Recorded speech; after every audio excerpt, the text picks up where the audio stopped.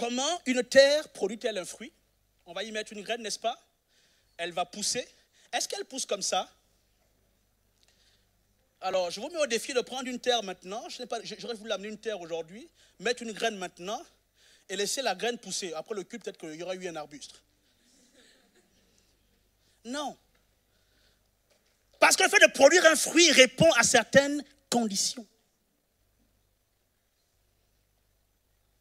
Pour que le Saint-Esprit produise le fruit dans ton cœur, il faut certaines conditions. Tu as beau avoir le Saint-Esprit en toi, mais pour que le fruit de l'Esprit soit visible à la surface, il faut remplir certaines conditions. Et la première condition, bien aimé, c'est de recevoir la pluie. Est-ce que vous me suivez? Je ne connais aucun cultivateur qui s'attend à ce que la terre produise sans qu'il y ait la pluie. Ici, en France, lorsqu'il n'y a pas de pluie, on sait tout ce que les agriculteurs font. Ils sont en panique parce qu'il n'y a pas de pluie. Même après avoir ensemencé le sol, ils attendent toujours la pluie. Pourquoi? Parce que la pluie est importante. Or, le Saint-Esprit, l'un des symboles du Saint-Esprit, c'est la pluie. Donc, pour que ta terre soit productive, il faut que tu aies en toi la pluie du Saint-Esprit. La rosée, comme on l'appelle. Vous savez, dans mes recherches, j'ai découvert qu'en Israël, il y a deux types de saisons. Et d'ailleurs, la Bible en parle. La Bible parle de la pluie de la première saison. Cette pluie-là intervient à la fin de l'automne. Et quand le cultivateur israélien voit cette pluie-là, qu'est-ce qu'il fait? Il s'empresse d'ensemencer. Il ne sème pas n'importe comment. Il va attendre que cette pluie vienne. Et après la pluie, à la fin de l'automne, cette première saison, il va commencer à semer. Mais voyez-vous, après l'automne, qu'est-ce qui arrive? C'est l'hiver.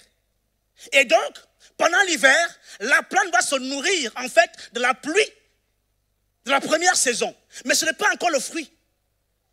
L'arbre a juste poussé un tout petit peu, mais il n'y a pas encore de fruit. Mais voyez-vous, il est important que l'agriculteur sème à ce moment-là précis, parce que la pluie de la première saison, en fait, irrigue le sol. Maintenant, quand arrive le printemps, il y a ce qu'on appelle la pluie de l'arrière-saison. C'est celle-là qui est importante, c'est celle-là qui est stratégique. Parce que quand elle arrive, elle vient arroser le sol et elle donne la force à l'arbuste de produire du fruit. Donc ce matin, j'aimerais te dire que tu as besoin de la pluie, la deuxième saison, de l'arrière-saison. Ta terre qui est ton cœur a besoin de recevoir une coudée plus grande de l'onction du Saint-Esprit. Il y a des gens qui s'arrêtent à la première pluie. Ça y est, ils commencent à comprendre les Écritures. Ils les comprennent un peu. Ils prophétisent même. Il guérit des malades. Et il croit qu'il est arrivé là où il devait arriver. Amen. Et ce matin, tu as besoin, je proclame ce matin dans ta vie que tu recevras cette pluie. Amen. Quelqu'un dise amen ce matin. Tu recevras la pluie de l'arrière-saison parce que tu as besoin d'elle pour que tu portes du fruit. Sans elle, ton fruit ne peut pas être évident. Si tu restes à cette dimension de la pluie de la première saison, tu ne recevras pas pleinement ce que Dieu a prévu pour toi. Et donc c'est important d'être ensemencé par l'Esprit.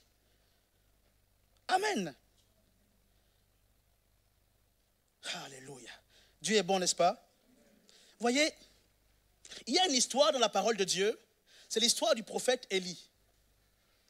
Il va avoir sécheresse, d'accord, dans le pays.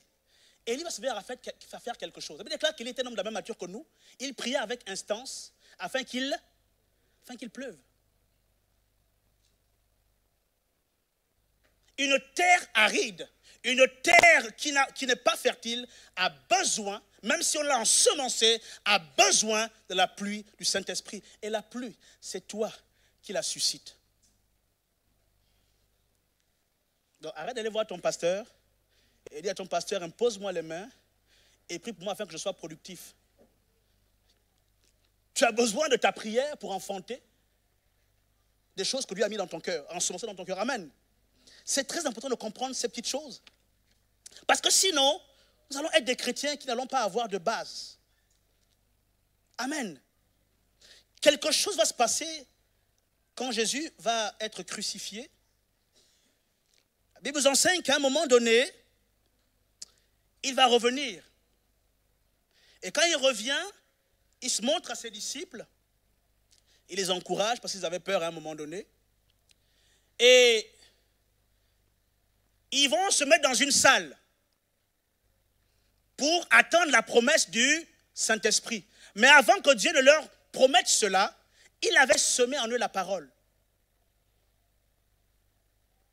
Dans Actes chapitre 2, c'est l'histoire de la Pentecôte. Pendant qu'ils sont dans une salle en train de prier, un bruit va se faire entendre.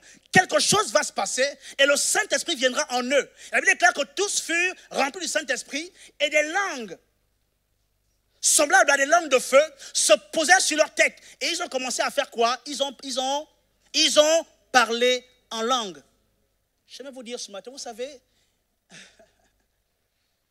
même si le parler en langue n'est pas mentionné dans Galates chapitre 5, le parler en langue est un fruit de l'esprit. Même si ce n'est pas marqué dans Galates chapitre 5, le parler en langue est un fruit de l'esprit. Parce qu'il y a une différence entre un don et un fruit. C'est un don spirituel parce que c'est donné gratuitement. Viens, Salmina. Si je te dis, tiens, mon mouchoir, tu peux le prendre. C'est un don. Est-ce que tu as payé quelque chose pour l'avoir? Non. Donc, quand on parle de don spirituel, c'est quelque chose de gras. Tu peux repartir, merci. Donc, les dons spirituels sont gratuits. Et voyez-vous, le fruit de l'esprit, c'est toutes les conséquences de la présence et de la manifestation du Saint-Esprit dans le cœur de quelqu'un. Donc, puisque parler en langue est une résultante du Saint-Esprit, alors c'est un fruit. Parce qu'un fruit, c'est le fruit de la conjonction de quelque chose. Vous me suivez?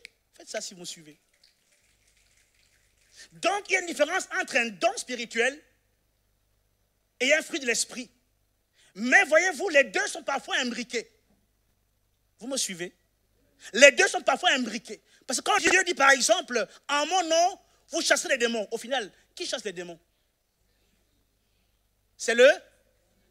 Dites-le. C'est qui? Non. Donc Jésus revient sur la terre. Okay, Jésus est assis au ciel, oui, il revient. Donc quand tu dis au nom de Jésus-Christ, il vient sur la terre, il guérit le malade, il repart au ciel. C'est ça? Non, soyons clairs, c'est ce qui se passe. Donc quand tu donnes Jésus, donc il quitte son trône, il vient, il guérit, et ensuite il remonte, il part. C'est ça? Non, il a dit, il est avantageux que je m'en aille, afin que le Consolateur arrive.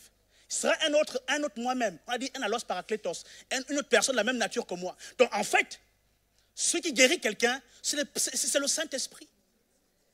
Et donc, le don de guérir des malades est un fruit de l'esprit.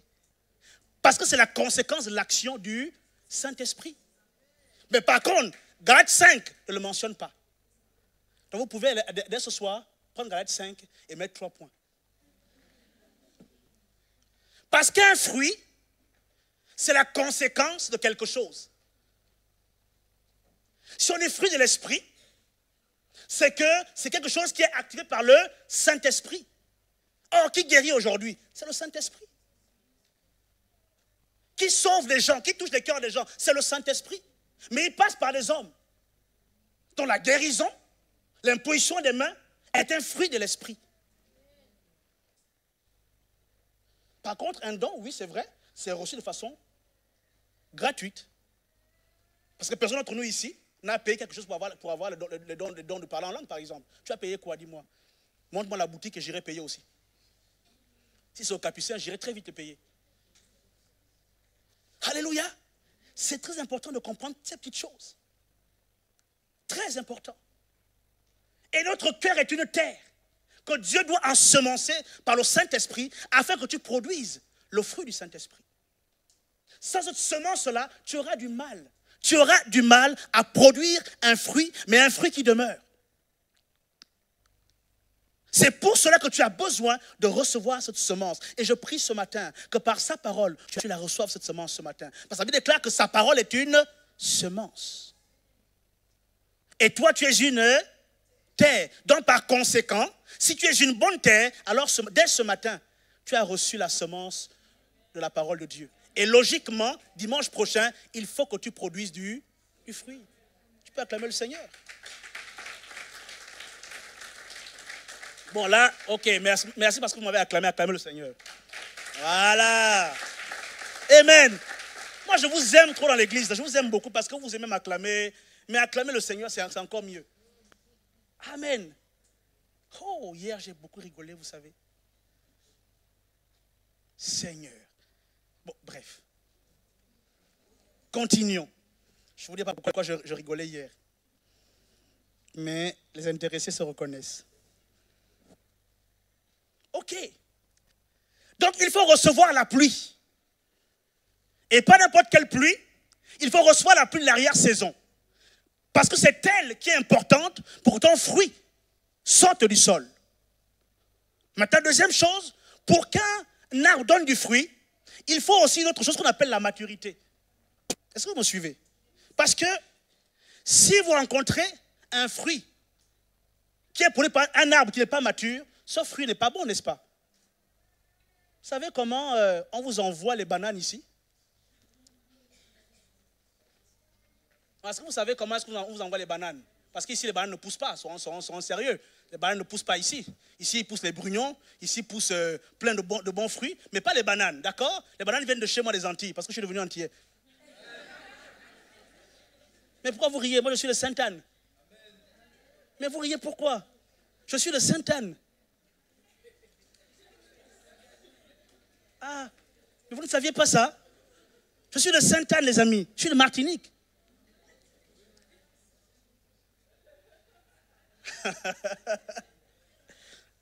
Je suis de Martinique. Par contre, je ne suis pas des îles des Antilles, mais je suis de Martinique. Je vais vous expliquer après. Donc, pour recevoir la banane ici en France, on doit la prendre soit des Antilles, où il fait chaud, n'est-ce pas? Soit elle revient de Côte d'Ivoire. Je suis aussi ivoirien. Je suis né à Grand Bassam. Mais vous ne croyez pas ça? Moi, je suis né à Grand Bassam. Hein?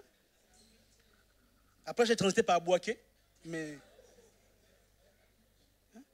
Je suis en même temps Imbrié, Agny, tout ce que vous voulez. Même Vobé. Je suis tout, en fait. Et donc, vous la recevez, en fait, de ces pays chauds-là. Mais quand ils les prennent, en fait, ils ne sont pas matures. Et pendant la traversée, la banane a le temps de mûrir. C'est pour ça que quand vous la mangez ici, elle n'a aucune saveur. Elle n'a aucune saveur parce qu'elle a été cueillie de façon immature. Par contre, si vous mangez une banane qui vient de chez moi, les Antilles, waouh! Si vous mangez une banane qui vient de Bouaké, ouais! Pourquoi? Parce qu'elles sont cueillies en pleine maturité. Donc, pour que ton cœur produise le fruit de l'esprit, il faut que ton cœur soit mature. Vous avez des gens qui disent des choses qu'ils ne comprennent même pas. Ils se croient matures, alors qu'en fait, il n'y a rien du tout. Quand j'étais jeune chrétien, vous savez qu'il y a un zèle exponentiel, un zèle fou, pardonnez-moi le terme, quand on vient de se convertir. Je parlais de Jésus à tout le monde. Et un jour, dites un jour, ma voisine avait lu la Bible. Et elle tombe sur le texte où Jésus dit, où la Bible déclare que Dieu est un Dieu jaloux. Vous voyez ce texte-là? Elle m'accoste à la cour un jour. Et toi, le chrétien, la vie ici. Elle me dit, ok, la Bible dit que le Dieu est jaloux. Explique-moi ça. J'avais à peine 1 an de conversion, voyez-vous. Ma tête a commencé à se bousculer, mon Dieu. Comment Dieu peut être jaloux? Je vais lui dire quoi aujourd'hui? Comment Dieu peut-il être jaloux? Oh, la jalousie est un mauvais sentiment. Donc si je dis que Dieu est jaloux, je reconnais que Dieu est mauvais. Donc je suis en train de réfléchir, c'est pas possible. Je vais dire quoi à la fille là? Comment est-ce que Dieu peut être jaloux? J'étais tellement embarrassé, je ne sais pas possible, mais j'ai commencé à me gratter la tête. Vous savez, quand on ne comprend rien, on gratte la tête. Et là, je lui ai dit, non, franchement, là, je ne maîtrise pas ta question. Là, je ne comprends pourquoi Dieu est jaloux, je ne sais pas. Mais voyez-vous, des années plus tard, avec la maturité, j'ai compris pourquoi Dieu est un Dieu jaloux. Mais qu'est-ce qui a fait que je comprenne ça? C'est la maturité. C'est dans la maturation. Pour que ton fruit soit évident, pour pour ton cœur, non seulement qui a été ensemencé, produise le fruit de l'esprit, il faut du temps, il faut de la maturité. Je vous rappelle que le fruit de l'esprit, ce n'est pas que la joie, la paix, on l'a dit tout à l'heure, c'est aussi d'autres choses. Vous imaginez quelqu'un qui a un puissant don de guérison, mais qui n'est pas mature? Qu'est-ce qui se passe? Il va commencer à le vendre. Et on en connaît, vous en connaissez, les gens qui vendent les dons. Vous ne connaissez pas les gens comme ça. Pour prier pour toi, il faut que tu dois avoir 5 000 euros. Donc, il t'impose les mains et ensuite, il te prie pour toi et il retire 5 000 euros. S'il y a des gens comme ça, qui n'ont pas de maturité, qui n'ont pas compris en fait qu'on a reçu gratuitement et on donne gratuitement. Par contre, l'évangile est coûteux. Hein? L'évangile nécessite qu'il y ait des moyens financiers. Hein? Le courant ici, on le paye.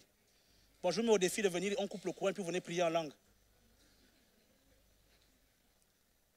Quelqu'un a dit que ce n'est pas le parent en langue qui paye les factures. Oh, je n'ai pas entendu beaucoup d'amen. Hein? Je répète, ce n'est pas le parent en langue qui paye les factures. Ce n'est pas le parent en langue qui te trouve le travail. Donc si tu pries en langue dans la maison en croyant que Dieu va ouvrir les portes, mon fils, vous savez comment Dieu parle? J'ai dit ça ici. Qui a regardé le film Moïse, les anciens Moïse, pas les nouveaux Moïse là. Je parle des anciens Moïse, pas les nouveaux là, parce que les nouveaux là sont un peu édulcorés. Mais les anciens Moïse là, Dieu parlait. Vous savez comment Dieu parle? Quand on a parlé à Moïse, Moïse. Donc il y a des gens qui croient que Dieu parle encore comme ça aujourd'hui. Ça, est-ce que vous me suivez? C'était pour rigoler un coup, c'est bien, ça permet de nous détendre. Amen. Donc il faut recevoir la semence de l'esprit. Et si aujourd'hui cette voisine revenait me voir et me posait la même question, j'aurais assez de maturité pour lui répondre. Je dirais Dieu est jaloux pour telle ou telle circonstance. Je ne vous la dirai pas, vous venez me demander après. Je vous dirai pourquoi Dieu est jaloux. Qui sait pourquoi Dieu est jaloux? Ah! Pas beaucoup de monde, hein? Bon, vous me direz vos réponses après. Amen. Amen. Et donc, il faut de la maturité pour qu'elle produise du fruit. Donc, pour que le fruit de l'esprit soit évident dans ta vie, dans la surface de ton sol, il faut en fait qu'il y ait un temps de maturation. Et c'est très important de le comprendre. Ok. Moi, je suis bien né, de façon physique dans un pays. Et je suis allé au village, parce que je suis né en Martinique après.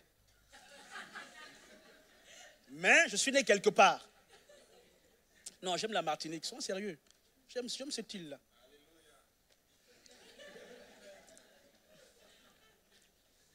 J'aime cette île-là. Et on m'a appris à aller à la plantation. D'accord? Qui est déjà allé à une plantation aujourd'hui? Moi, j'y suis allé quand j'étais jeune. À la plantation. Et vous savez, je voyais ma grand-mère faire quelque chose avant qu'elle... Même lorsqu'elle avait planté la graine, et que la graine avait commencé à pousser, l'arbre a poussé, à donner du fruit. Mais voyez-vous, quand la terre commence à produire, elle ne produit pas que des herbes qui étaient bonnes. Je voyais qu'il y avait aussi la mauvaise herbe. Et quand elle allait à la plantation, qu'est-ce qu'elle faisait? Elle allait enlever la mauvaise herbe qui était autour de l'arbre. Vous savez que le fruit de l'esprit s'entretient. On entretient l'arbre qu'on appelle Saint-Esprit et qui produit le fruit de l'esprit. Si vous ne l'entretenez pas, vous allez l'éteindre. Et comment est-ce que Dieu s'est pris? Là, suivez-moi très bien. Comment est-ce que Dieu s'est pris pour en fait entretenir Éden? Parce que au départ, ce n'était pas Éden. C'est devenu Éden quand Dieu a fait pousser les arbres, n'est-ce pas? Bon à manger. C'est ce qu'on appelait lieu de délice. Donc, le but de ton cœur, c'est que Dieu veut le faire en un Éden. Dieu veut que ton cœur soit une terre où il y ait du bon à manger. Or, cet endroit s'appelle Éden, lieu de délice.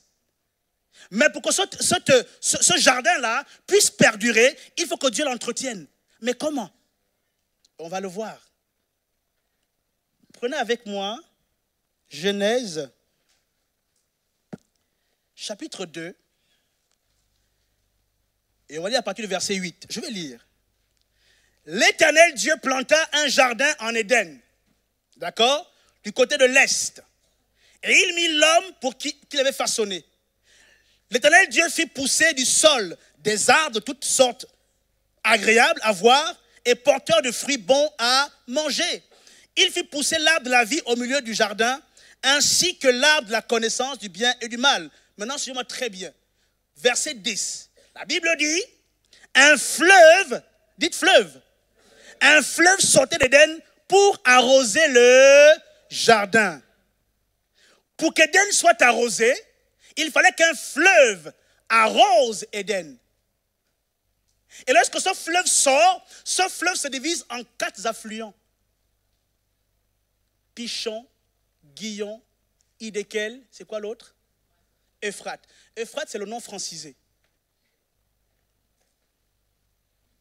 Donc il y a donc 4 types de fleuves en fait qui alimentaient Éden. Donc par conséquent, pour que tes dons spirituels soient alimentés, il faut que tu aies 4 sources d'entretien dans ta vie spirituelle. Et on va le voir. 4 sources qui alimentaient en fait Éden, qui entretenaient le jardin d'Éden. Le premier, c'est Pichon. Regardez, nous sommes, un fleuve sortait d'Éden pour arroser le jardin, et de là, il se divisait en 4 bras. Le nom du premier était Pichon. Je n'ai pas dit pigeon. Donc ne commencez pas à penser aux voitures Opel. Hein? J'ai dit Pichon.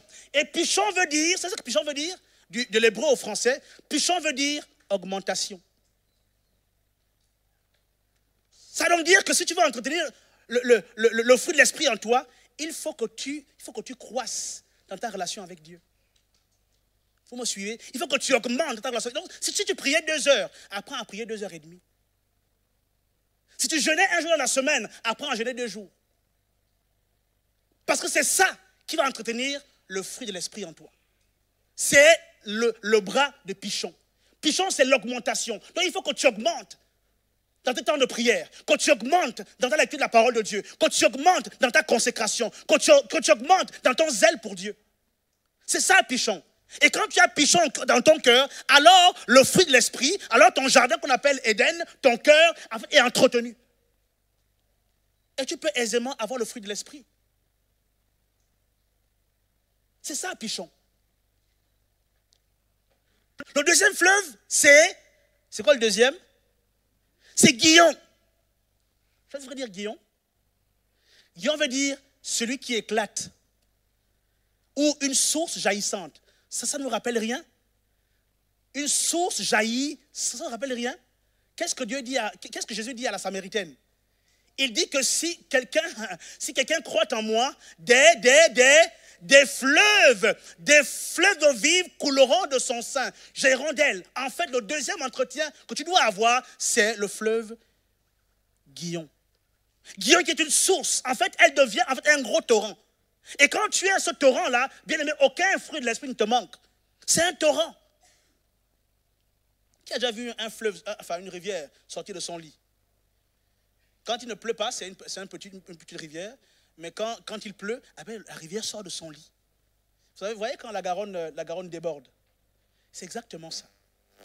Et vous savez que en histoire, c'est un philosophe qu'on appelait Hérodote qui avait laissé une célèbre phrase. Il avait dit, au lieu de dire le Nil, don de l'Égypte, il avait dit l'Égypte, don du Nil. Pour dire quoi? Pour dire que, en fait, le Nil était en fait la source de fertilité des sols en Égypte. Lorsque le Nil sort de sa crue, en fait, elle va laisser ce qu'on appelle les limons fertiles. Et quand le Nil se retire après la crue, les Égyptiens plantent. Et donc, tu as besoin, en fait, que le Saint-Esprit déborde en toi. Parce que lorsqu'il va déborder en toi, il laissera des limons fertiles. Et tes plantes, ton fruit, aura la capacité de produire. sans que tu ne sois quelqu'un rempli du Saint-Esprit, tu auras du mal à vivre, à porter les fruits de l'Esprit. C'est la raison pour laquelle il te faut Guillon. Parce que Guillon veut dire celui qui jaillit, la source jaillissante. Et c'est ce qui entretenait Éden. Amen, vous me suivez? Est-ce que vous me suivez? Merci en tout cas de m'encourager. Ensuite, le troisième fleuve, c'est ce qu'on a appelé en français le Tigre. Mais c'est le nom français. Le nom hébraïque, c'est Hiddekel. Hiddekel. Et Hiddekel veut dire rapide. Hiddekel veut dire rapide. Donc, si tu veux entretenir le fruit de l'esprit en toi, il faut, en fait, c'est simplement, il faut que tu sois une personne zélée. Il faut que tu aies du zèle pour entretenir le fruit de l'esprit. Regardez, si on vous dit, ok, imaginez quelqu'un qui fait ça. Ok, il y a culte.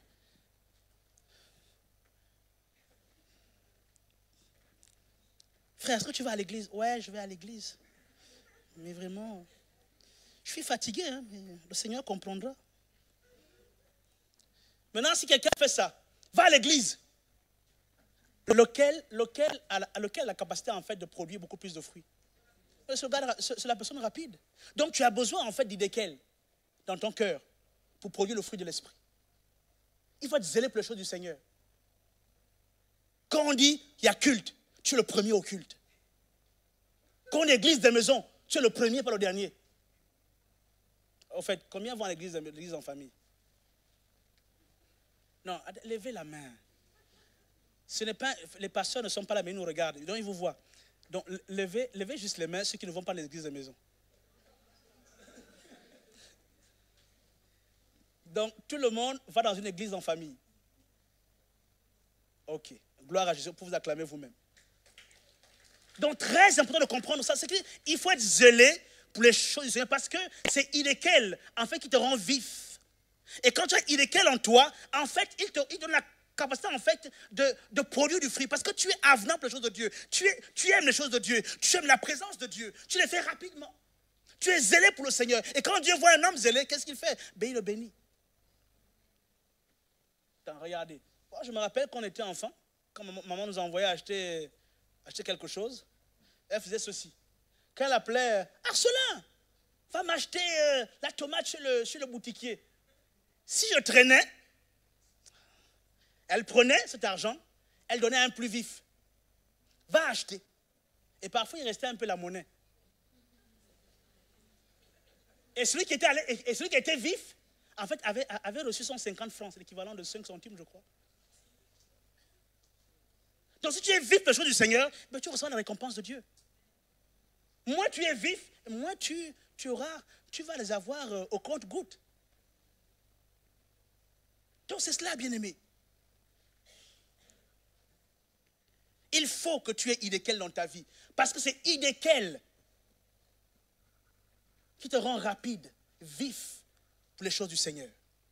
Et sur ces 4 fleuves-là qui entretenaient Éden. Or, Éden ici était le jardin où Dieu avait semé.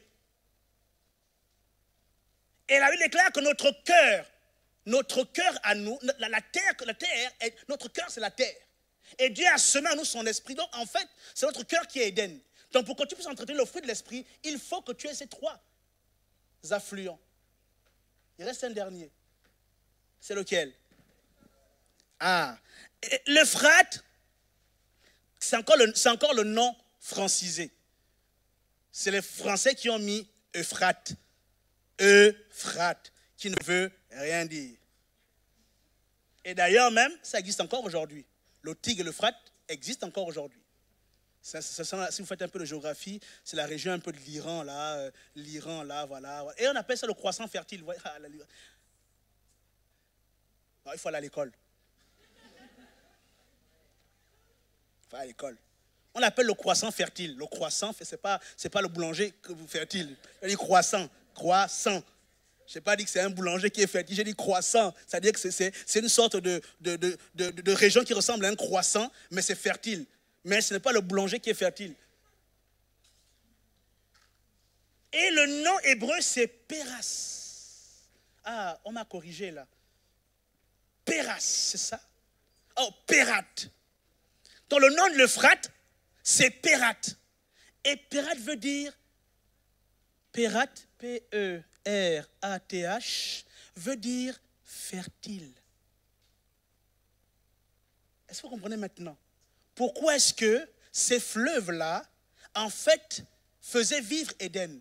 Parce que si Éden n'avait pas Pérat, Éden n'aurait pas été fertile. Donc si tu veux produire les fruits du Saint-Esprit, il faut que tu aies dans ton cœur Pérat. Pourquoi? Parce que Pérat te rend fertile.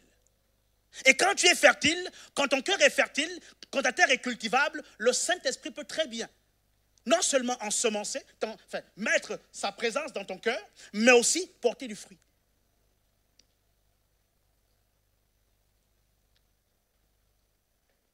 Est-ce que vous me suivez encore? Je vous sens un peu loin. Vous me suivez? Bon, faites ça si vous me suivez. Voilà, mais avec un bon sourire, c'est juste pour voir si vous aimez les muscles. Là, vous allez avoir des muscles, les muscles. Amen. Et c'est très important de comprendre ça. Vous savez, vous ne pouvez pas produire ce que vous n'avez pas semé. Ce n'est pas possible. Il est clair que celui qui sème pour la chair récolte de l'art. C'est la loi de la reproduction sur les espèces. Tu sèmes la chair, et bien tu récolteras la chair. Tu sèmes l'esprit, tu récoltes les fruits de l'esprit.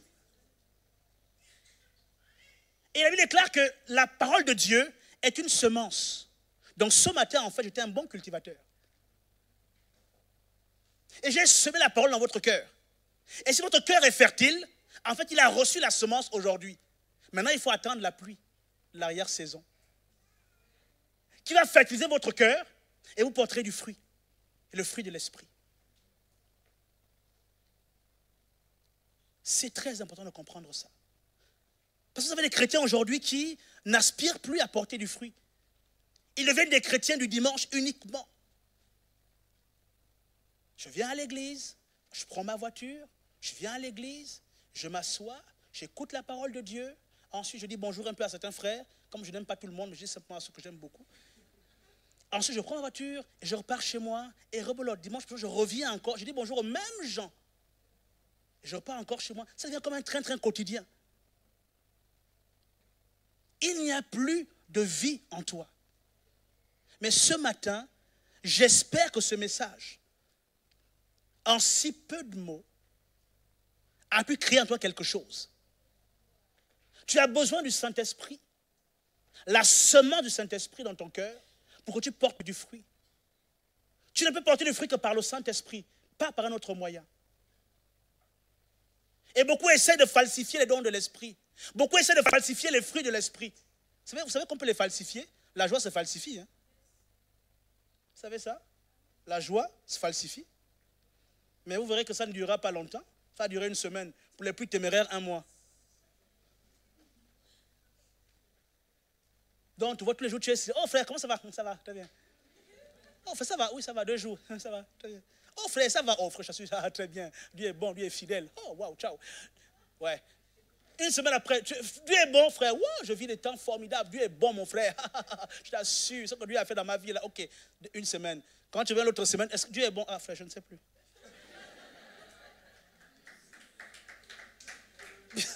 Ça, c'est les fruits, l'esprit que nous falsifions. La patience. On prie. Seigneur, donne ça. Ok, je suis confiant. Une semaine passe. Non, je suis confiant. Dieu a dit qu'il va faire. C'est bon. 2 semaines.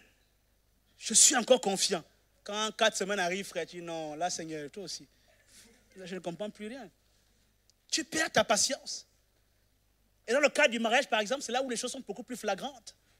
Tu patientes pendant quoi? Allez, pendant 30 ans, tu patientes. Et quand tu vois que c'est trop, tu dis non, Seigneur, non, là, Seigneur, si l'année prochaine, à la même période, je ne suis pas marié, alors je t'abandonne. Hein? Et parfois même, elle dit au Seigneur, ok, si je ne suis pas marié, alors je vais prendre quelqu'un d'autre. Mais comme elle sait qu'il y a Jack, son club de boulot, qui correspond aux critères, qui a une belle voiture, qui a un bon salaire, et on se dit oui, mais Dieu va le changer. Mon ami zéro, Dieu ne changera pas. Vous savez, les sœurs là, si quelqu'un s'intéresse à vous, si vous voulez savoir que c'est quelqu'un qui sera fidèle, s'il y a une voiture, il faut monter. Donc après le culte là, il faut monter dans les voitures des gens. Et vous allez remarquer une seule chose. Si au feu, quand le feu est orange ou rouge, s'il passe, dis-lui, mon frère, laisse-moi à terre. Pourquoi? Parce que quelqu'un qui est capable d'enfreindre une loi humaine, c'est vrai que c'est un habitué à la trahison. Voilà un gars qui va te lâcher demain. C'est sérieusement, il faut regarder ça. Voilà un gars qui demain va te lâcher. Parce qu'au jour où tu diras, chérie, moi je souhaite que tu sois fidèle. Il dira ça de la bouche. Oui, je serai fidèle. Mais dans son cœur, il n'a aucune intention à l'être. Parce qu'il est habitué à enfreindre les lois. Donc il faut monter dans les voitures. Il faut monter. Frère, une soeur t'invite, monte dans sa voiture, monte. Tu montes dans sa voiture, frère. Et tu regardes le feu. Tu attends juste au feu rouge, juste au feu. Tu vas voir ce qu'elle va faire au feu. Frère, si elle freine à orange, tu dis oui. Voilà quelqu'un qui... elle respecte les règles. Mais si elle dépasse le feu, frère, après le feu, dis-lui, ma soeur, je t'aime du Seigneur, mais laisse-moi descendre. Oui, parce que demain, elle est capable de dépasser les bornes. Pour peu que tu travailles, tu es au chômage pendant un temps, elle travaille un peu, elle te dirait un jour, mais écoute, toi aussi va travailler. Elle te dirait un jour, mais il y a comment qui paie le courant ici? Oui. Et oui. Et il faut avoir ces baromètres-là. Moi, avec ma femme, je regarde ça. Quand elle conduit, je regarde. Je ne dis pas souvent que je regarde, hein, mais je regarde. Quand elle est au feu, là, je vois. Surtout le feu qui est à bas de Toulouse, là, où il y a le radar, là, je regarde. Sérieux. C'est des petites choses, hein, mais qui peuvent nous éviter plein de petits soucis. Et tu as besoin du Saint-Esprit pour avoir la semence, pour porter le fruit de l'Esprit. Parce que sans le fruit de l'Esprit, on est en train de finir, sans le fruit de l'Esprit, tu ne pourras pas, sans la semence de l'Esprit, tu ne pourras pas porter du fruit. Et ton fruit ne sera pas évident pour tous. Et c'est important de comprendre ces choses. Vous voulez que je vous dise pourquoi je suis martiniquais? Parce que je suis né en Martinique. Non, je suis né à Sainte-Anne il y a 38 ans. Et je me réjouis d'être martiniquais. Et français. C'est une très bonne chose. Donc vous avez besoin, en fait je fais des petites parenthèses pour qu'on puisse, vous savez, il faut digérer le message, il faut digérer.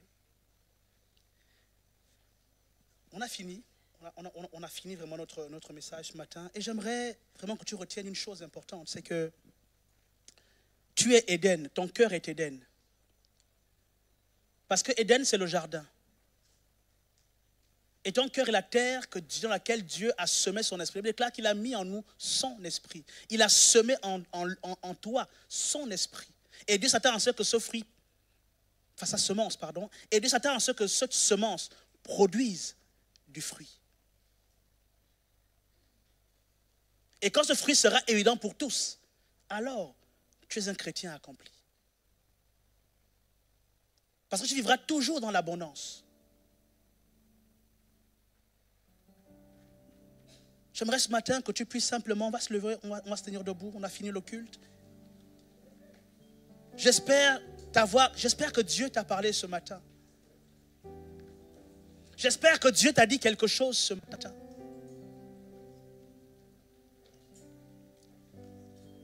Et ma prière est que tu sois une terre fertile. Ma prière ce matin est que tu reçoives la semence de l'Esprit. Ma prière pour toi ce matin est que tu reçoives la semence de l'Esprit, afin que tu produises le fruit de l'Esprit.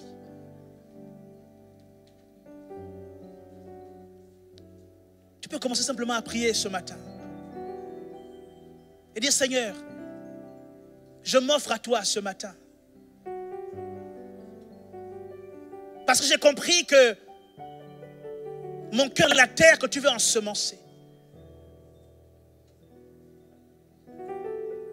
Lève ta voix et prie maintenant. Dis-le à Dieu s'il te plaît ce matin. Dis à Dieu ce matin, mon cœur est la terre. Et ma terre, je te l'ouvre ce matin. Afin que davantage tu sèmes ton esprit. Et que je produise du fruit de l'esprit.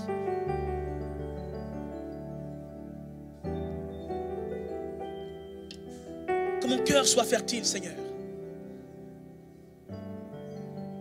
Afin que je reçoive la semence de l'esprit. Qui produira le fruit de l'esprit en moi. Toute la gloire te revienne, Seigneur. Merci pour ta parole. Alléluia. Nous te bénissons, Seigneur. Nous sommes infiniment reconnaissants. Seigneur, pour ta parole, Seigneur, ce matin. Et je prie, Père, qu'elle nous fasse du bien. Toute la gloire te revienne, Seigneur.